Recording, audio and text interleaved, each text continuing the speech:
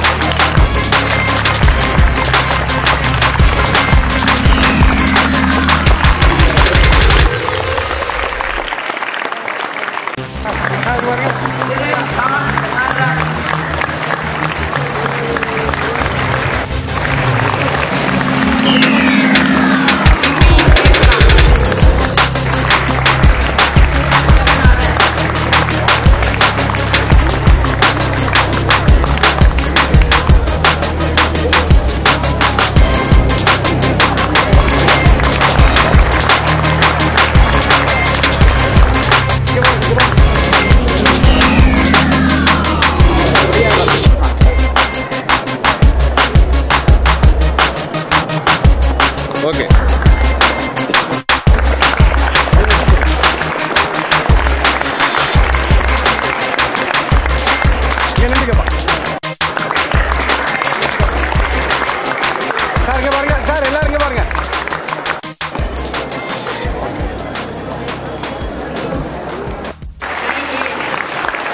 இந்த நிகழ்ச்சியில் மீரா பிராய்லர் இயக்குனர் அப்துல் ஜபார் மற்றும் சம்சுதீன், முன்னாள் மாணவர்கள் பெருமாள், முத்துக்குமார், LIC பரமசிவன், சப்தகிரி சரவணன், சையத் அலி, சமூக ஆர்வலர் செல்வகுமார் உட்பட பலரும் இந்த நிகழ்ச்சியில் கலந்து கொண்டனர்.